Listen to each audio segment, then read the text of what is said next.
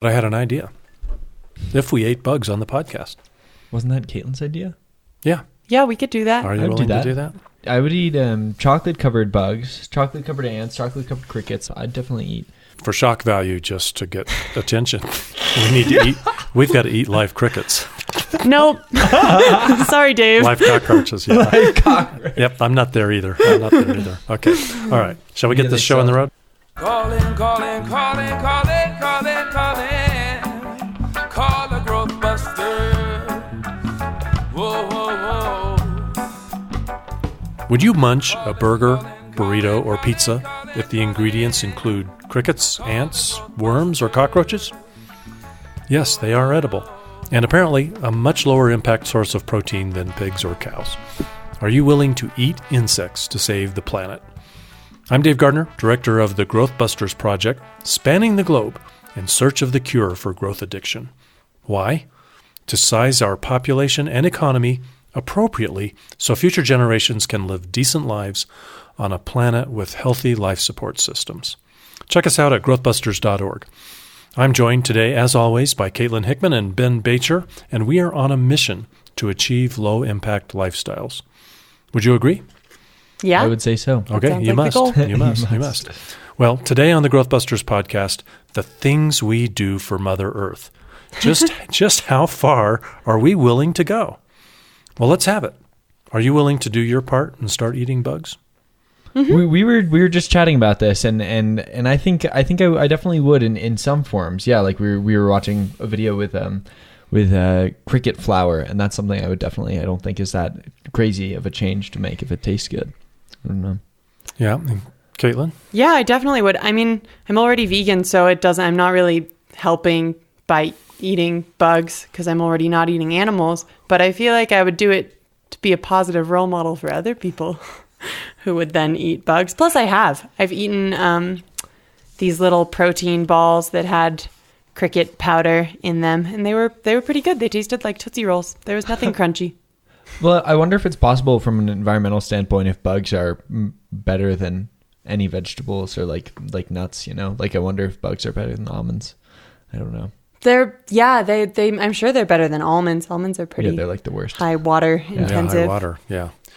This whole episode is not going to be about eating bugs. So if eating bugs isn't your thing, stick with us because we're going to get into some interesting things. But I do want to share that, what brought the subject up. There were two things that really kind of prompted me to ask you if you wanted to talk about this subject. And thank you for wanting to. One was this YouTube video, Ben, you mentioned, would you eat bugs for protein? And we'll put a link in the show notes so you can watch it if you want. But in that video, 3 gym managers do a little blind tasting, and they're served, 1, a cricket smoothie with granola, 33 grams of protein. Mm-hmm. 2, mixed worm Singapore noodles. That one scares me. But in the video, she says that it was great. And I could not, if I hadn't known, I wouldn't have been able to tell. They really looked like normal noodles. No one told me I would eat it, but if someone told me, I'm not sure. Is that going to make you a little less likely to eat Asian food next time you go out? What's in this bowl? No, if we had it here, I would try it. I'm here for it. Okay. Yeah. 30 grams of protein in that dish, and then finally cricket flour dough pizza. It looked to me like it was enough pizza for 2, so don't be too impressed with the 72 grams figure for that. I think you'd have to be pretty hungry to get all 72 grams of protein from that pizza. But anyway, this video was made by Pure Gym, which is a UK company, and they don't sell the products. They partnered with another UK company called Eat Grub, which is actually a mail-order, ready-to-cook insects company. Oh, wow. You know, I don't know, Eat Grub. They might need some marketing assistance. Whoever picked that name. Yeah, right. I'm not eating grubs to save the planet. I don't know about you guys. I don't know. But the other thing that brought this subject up was a recent essay by David Suzuki, who I think we all know and love, a Canadian scientist. He's a big TV star, very popular. And I get an email blast from him, I think, every week. And his most recent email said, "Save the planet, eat an insect." And that got my attention. I said, really? Is that where he's going? And sure enough, he does. He advocates reducing our environmental impact by eating insects because if you've been listening to this podcast or if you've been investigating sustainability for a while, then you probably have heard that eating beef, even eating chickens and pigs, eating meat is pretty high impact, big load on the planet, a lot of carbon emissions. And there are certainly plenty of vegans around there who are hammering at me every day. Dave, the number one point that Growthbusters needs to be making is don't eat meat, eat a plant-based diet. And that is certainly huge. But I'm not making that my number one recommendation because I'm trying to make an even bigger change in the system, which is to get us to stop chasing and celebrating and worshiping economic growth, where you have to build and buy more cars year after year and more houses year after year, and how much money you spend on Black Friday is. Have we had an episode since the tax plan was passed? I don't think we have. I don't think we have. No, either. I think it was. We talked about it because it was Right, coming we up. talked about the Marco Rubio, Yeah. the child tax credit, but I Yeah. was just... No, we hadn't.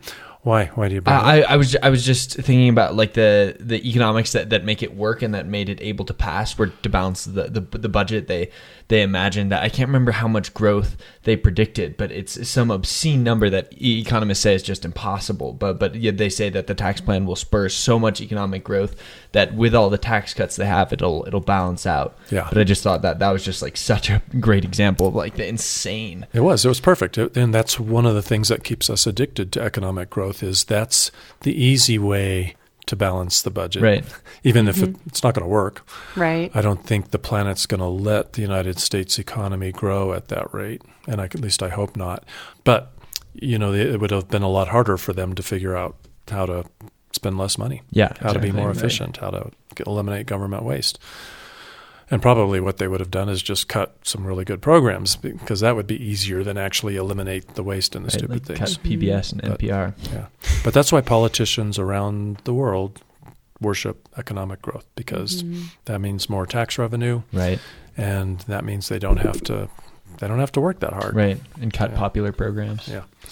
So I'm into the systemic thing, but I really respect anyone who gives up meat and adopts a plant-based diet for whatever reason, but especially if they're doing that to reduce their impact on the planet. And so what I did is I grew up in a family where we had meat 7 dinners a week, and I have meat maybe one dinner a week now. I've cut way back on the meat, but I so far have been unwilling to just completely jettison it. And dairy, Yeah. I haven't given up on dairy yet, but Yeah.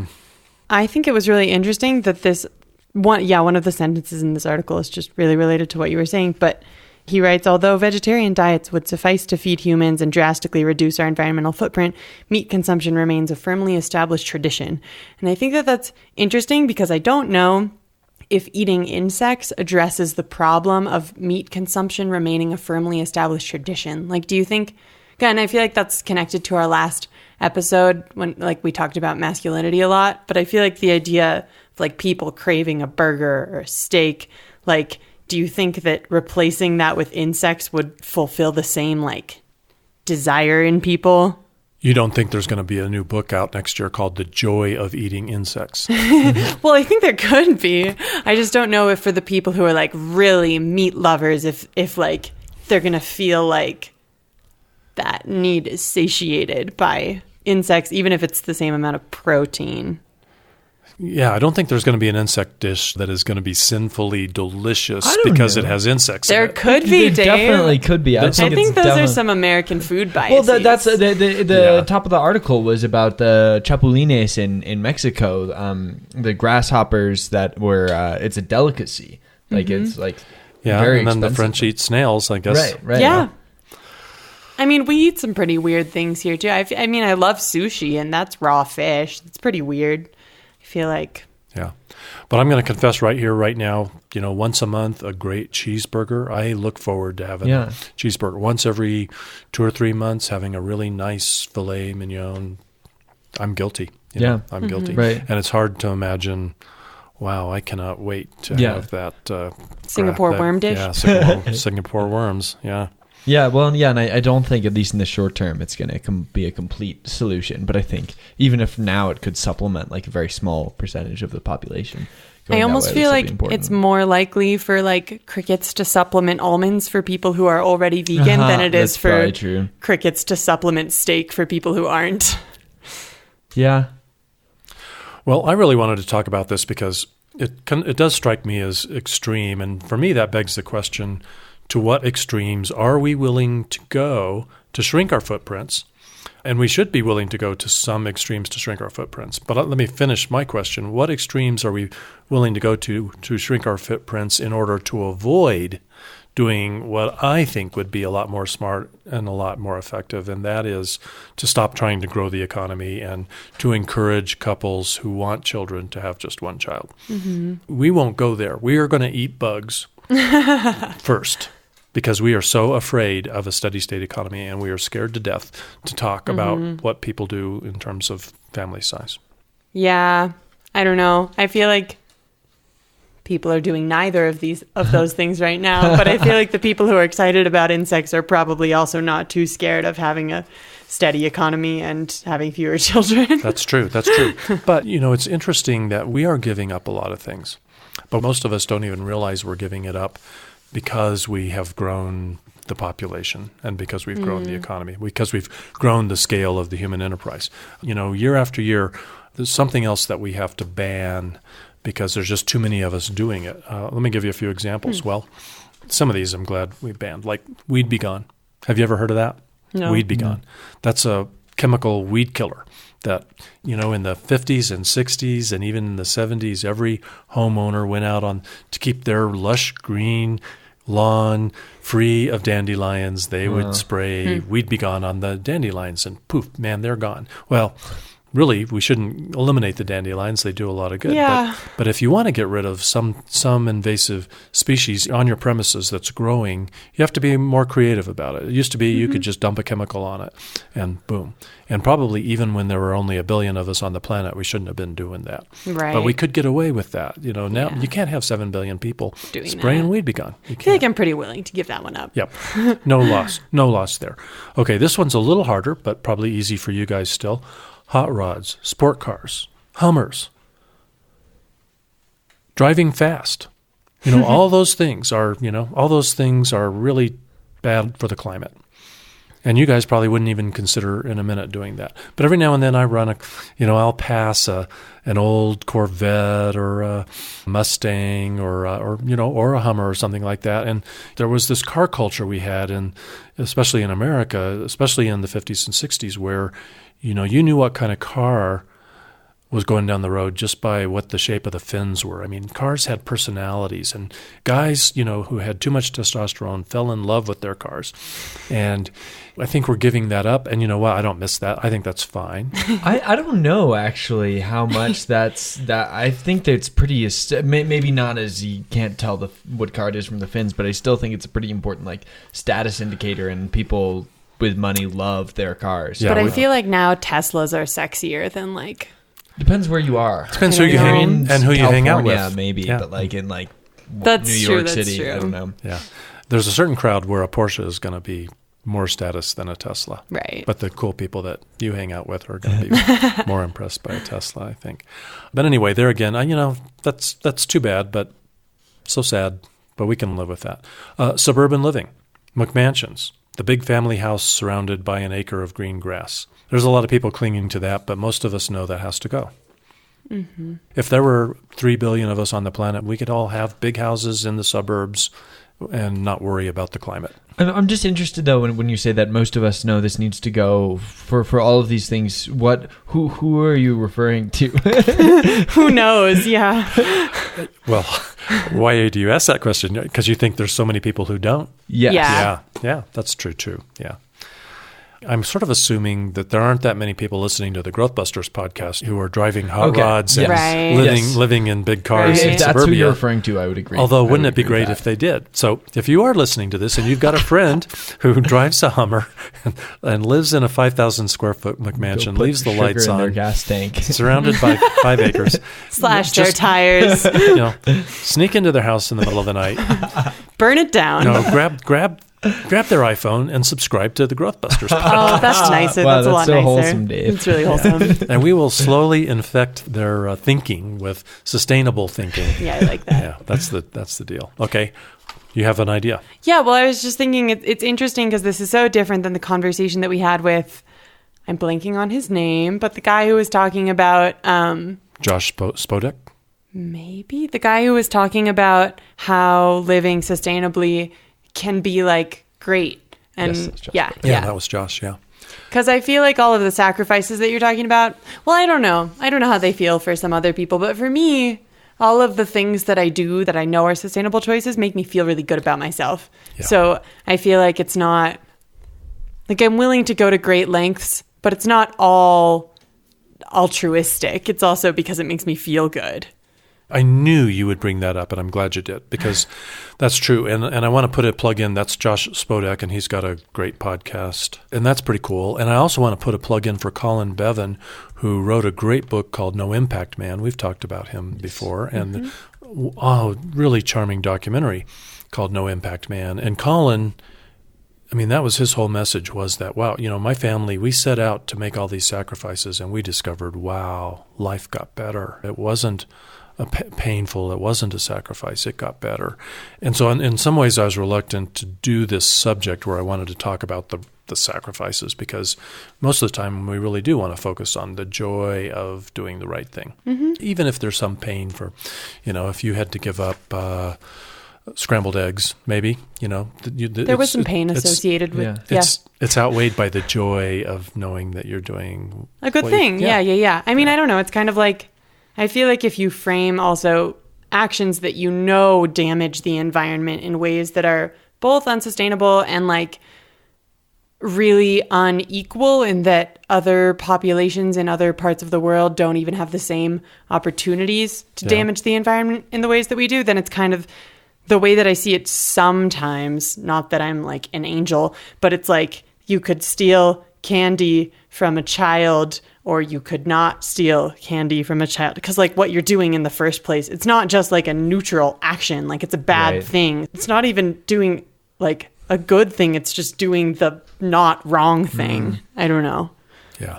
But let's say you are uninitiated in the ways of sustainable living. You are blissfully ignorant that we are in overshoot. And just a little hint for any of you new to the podcast, we are in overshoot. The scale of the human enterprise has outgrown the planet, and there's ample evidence of that. We have ocean dead zones caused by the way we fertilize and grow crops in order to feed 6 billion of the 7.5 billion people on the planet today. We are toxifying our rivers and lakes and streams, destabilizing the climate. We're pushing countless species off the planet to make room for humankind. And the list goes on. There's no question that there's too many of us living too high on the hog. So let's say you're blissfully ignorant of that. But next year, somehow, public officials, policymakers will suddenly get wind of this and actually come to believe that we need to do something about this, and so they outlaw the big McMansion in the suburbs. You can no longer have a 4,000 square foot trophy house on 5 acres. So you're going to feel the pain. You're going to say, God, I just love that. I like having my privacy. I love having my show house. I love showing it off. It's my status and all those things that we talk about that we'd love to see kind of go away. But you don't know that most of the world can't have that. And by you having that, you're pretty well condemning a lot of the world to not even be able to meet their basic needs. You don't know that. Okay. But you go along and the policymakers establish that policy, not because they're worried about the 1 billion poorest people on the planet, but because they don't want to say everybody just have 1 kid or 2 kids at the most. And they don't want to say economic growth is a stupid public policy goal. We want a healthy economy. We want a steady state economy. They're not willing to do that. Does that make sense? I don't know if I've explained that. Yeah. It's interesting because I usually don't think about... Well, I guess I do. At least when I first became vegan, I thought about the weight. Like, if I accidentally left a light on, I wouldn't beat myself up because I'd be like, oh, I saved this much electricity today by not eating meat. But, comparing, like, the weight of different actions and how, having less children might enable you to have a big house if that's what you value more. It's interesting to what degree that question is helpful, because I feel like we need to sort of be doing as many of those things as we can. Yeah. I guess in a way I'm probably targeting this episode for the people who don't get it, who don't understand. Right. I mean, look at my list. Let me just rattle through some of these things that I think they're eventually going to be banned, and people are going to feel pain. They're going to really be unhappy about it. 4-wheeling. for fun. Basically, I have a long list of burning fossil fuels recreationally: ATVs, water skiing, RVs, seeing the world by airplane. Now, with the exception of seeing the world by airplane, you guys wouldn't miss any of those things. I wouldn't either. I'd miss actually water enjoy I went on an ATV ride once, and it was really fun. It was, yeah. I would really miss recreational activities. That's a big one for me. I don't really care about having a huge house or like fast car, but like water skiing's so fun. Okay. Well, I think it won't be that long before you can't water ski behind a boat that's burning gas. They'll figure out a way to do it. Boat. They'll figure out a way to power it electrically. But you know what? Let's be honest. I'd be surprised if you'd argue with me, but I don't think we can do all the things that the rich world is doing today, powered by electricity and be sustainable either. Absolutely not. I question how soon these things will be governed by any sort of restrictions. I mean, which is really fascinating, because if we're talking about places that we know we can make cuts, like cutting out, I don't know, recreational activities are such a luxury, but I really have trouble seeing that happen within the next 80 years, at least from a government standpoint in the US. There would be riots if seriously, I don't know. If people have such a hard time getting rid of guns. Yeah. I don't know, but the world is going to change so fast and in ways you can't imagine. But Right. just to give you an example of something from the past, wood-burning fireplaces. Today, you cannot build a new house where we are here, and in most cities in the United States, you cannot build a house with a wood-burning fireplace. Yeah. I didn't know that. Now, don't you just love a wood-burning fireplace? Don't you love the smell of... Yeah. There's no comparison in terms of romance and ambiance. You can't compare that to a gas-burning fireplace. I feel guilty even burning a gas-burning fireplace. But the city of Colorado Springs, gosh, a few decades ago, they realized, wow, we have an air problem because we have 200,000 people burning wood. It was fine when there were 50,000 people in town burning wood. But nobody said, wow, this is a population. We're having to ban wood-burning fireplaces because of population growth. Right. Yeah, they don't realize that. Right. So I think there's a lot of little things like that. Right. Yeah, that come along. And we don't always address the biggest root causes of, Well, we give up the freedom to jump in your car and get across town fast. You have to sit in congested traffic. Very few people say, Right. oh, you know what? It was great back when we didn't have so many people. That was something we had to decide to give up because we weren't willing to address that. I guess I'm harping on a little bit the fact that we're unwilling to do it from a policy perspective and society-wide. We're unwilling to really talk about those two subjects, economic growth and population growth, and how unsustainable they are. But we're also, for the most part, people are afraid, people just in their daily conversations are afraid to even talk about that. Mm-hmm. And that it's a thing that doesn't occur to people yet because it's not talked about. I had one 8th grade science project where I had to research population growth. But aside from that, when I think about my public education, we never talked about that as being related to any environmental damage. And I feel like if people thought to associate having a larger family with, or economic growth with, the environment or more people, then it would just, conversations would look a lot different. Yeah. I don't know. I've completely forgot that I really wanted to share with you 2 minutes from a film, Soylent Green. And the reason for that is, eating a really good steak dinner, I could give that up.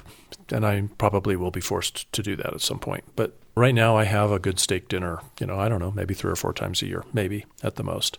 And I'm thinking if everybody who's eating meat 7 meals a day were to cut back like I did, we might not have to continue to have the debate of whether we need to all go vegan or not, maybe. Certainly there's a lot more conversation to be had about how we treat livestock. And there's, actually quite a bit of debate over whether livestock raised a certain way might not be actually beneficial to the land versus just devastating to the land. So it's a complicated issue. But let's just talk about the pleasure. Well, and really it's beyond meat. It's not even just meat. So watch this 2-minute scene from Soylent Green. So Soylent Green is a 1973 science fiction film with Charlton Heston and Edward G. Robinson. in this movie, the Earth is overrun with human beings. And I think the movie is supposed to be set in like 2022 or something like that. It was 50 years or so into the future, not that far into our future. But it is a really gruesome world that they portray. You won't believe it. And there's so many people on the planet now that everybody, what they eat is they eat these rations of food wafers. You don't even know what's in these wafers, but people line up in the city center when they bring in a truck of these wafers and they get their ration of wafers. And that provides them with the sustenance they need. It provides them with no pleasure. So eating a meal, no pleasure left in that. It's just like going to the bathroom, eat your wafers. And I'm not going to spoil the contents of the wafers because that's a big mystery in the film. So you'll want to watch that. But there's this scene where Edward G. Robinson and Charlton Heston are actually eating some beef stew, and they each have an apple. They have spent big bucks on the black market to get real food and just have a meal of real food and remind themselves that it used to be a pleasure. It was a sensual pleasure. I mean, in fact, this scene is 2 minutes. There's not a word spoken, and you would swear someone was having an orgasm. I'm ready to see it. Okay, so and since not a word is spoken, we're not going to stop for 2 minutes and listen to them moan and groan. I'll let you. We'll play a little bit of that so you can hear that, and we'll be right back.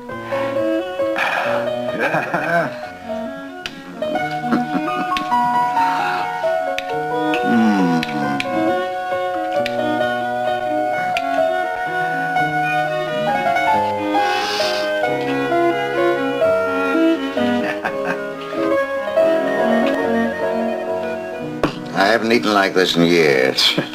Oh, I love that. Yeah. So, Soylent Green, 1973, Charlton Heston.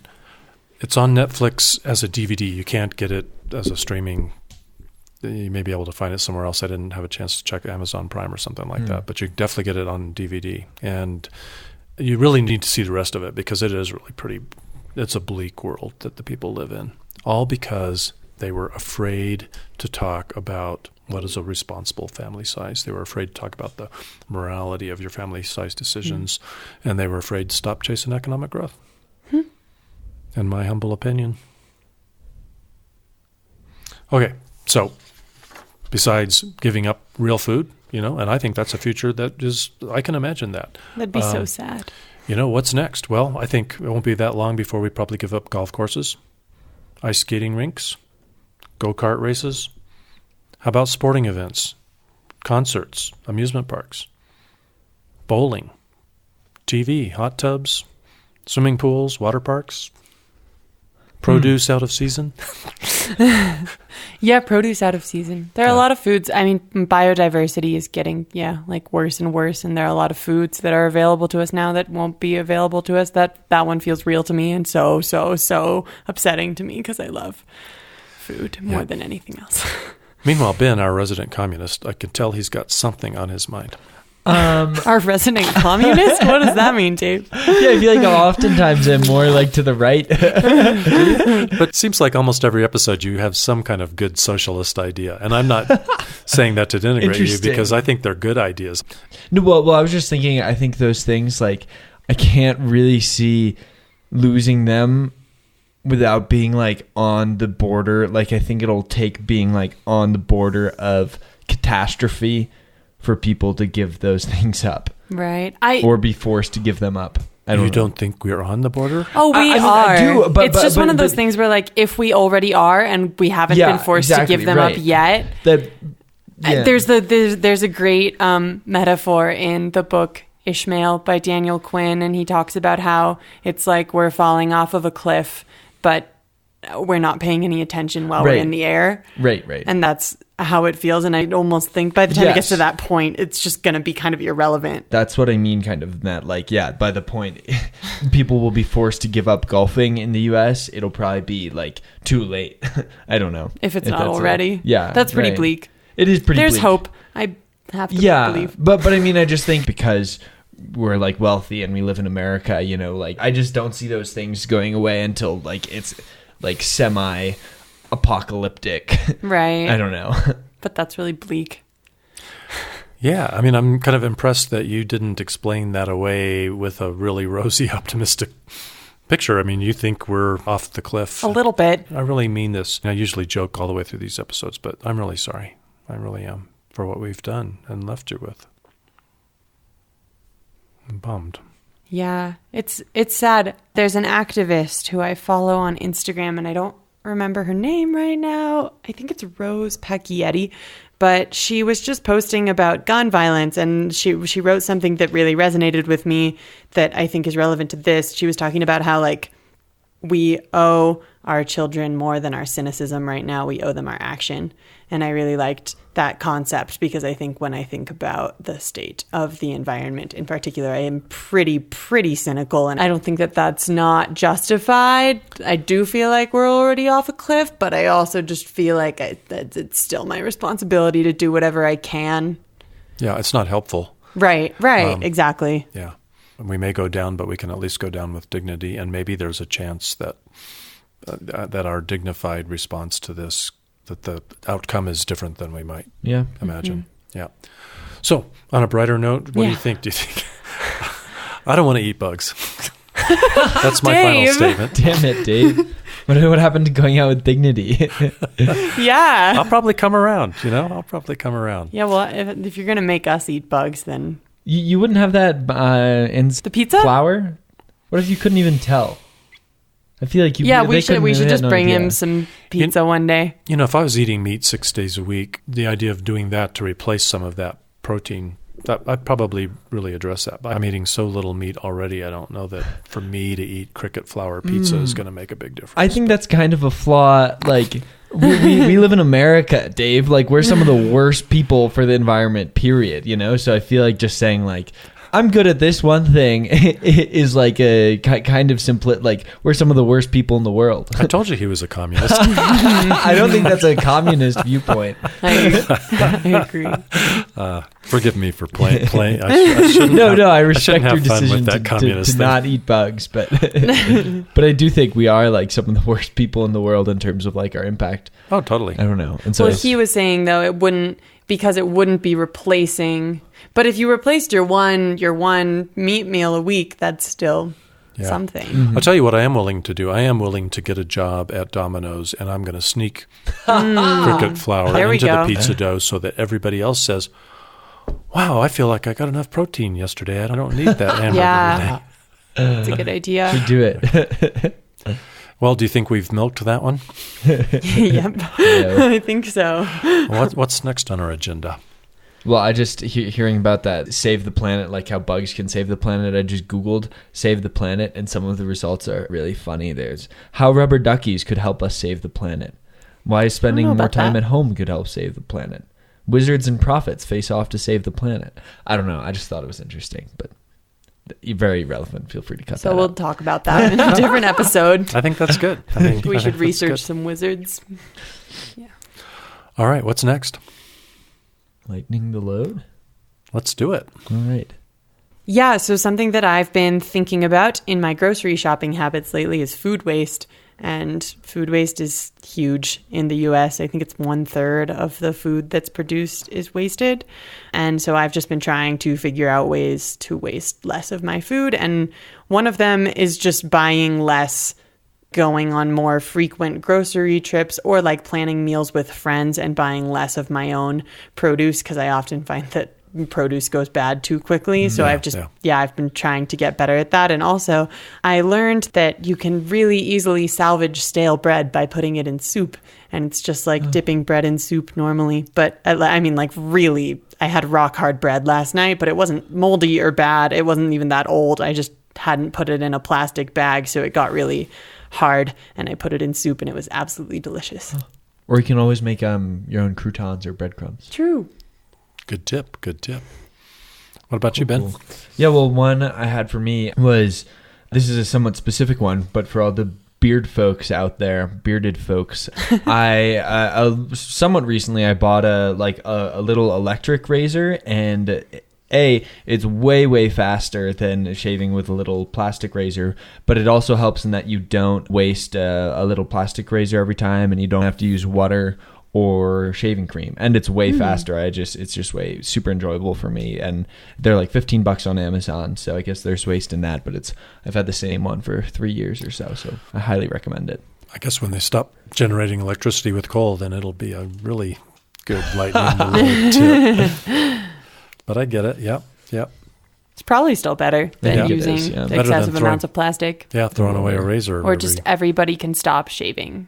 Just grow a really long beard. That is possible. So I don't think I've shared this one before. And it's interesting. I first was exposed to this, back in the early 80s, I think. I picked up some documents from a lady who was kind of a hippie kind of lady, and she gave me the stack of documents.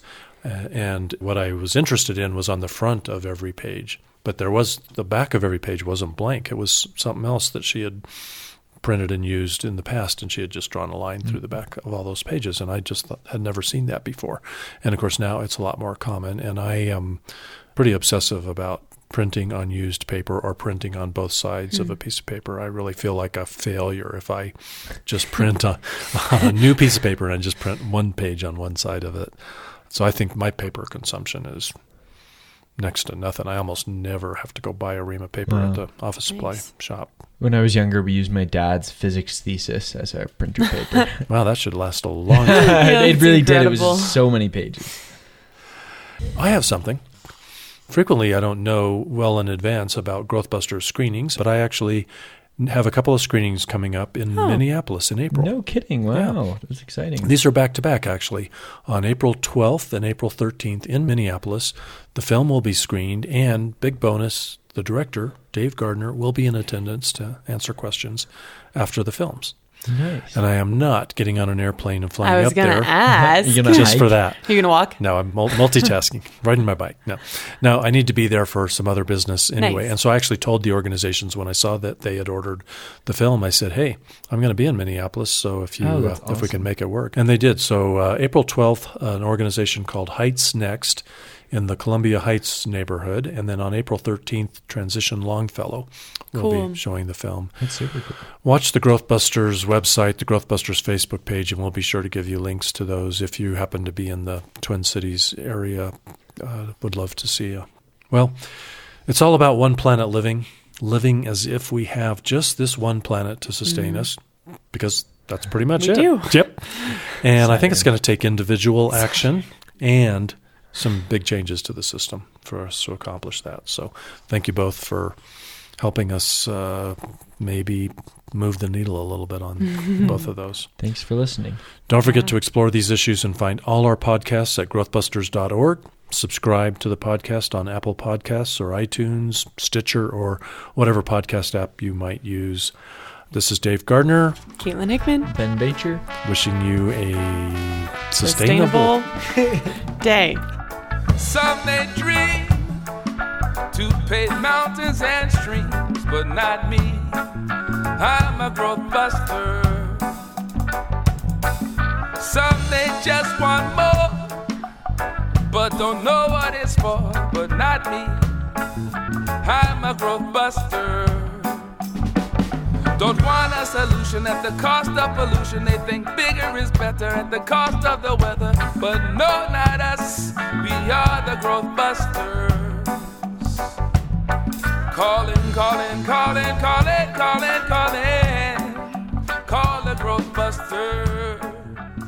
Whoa.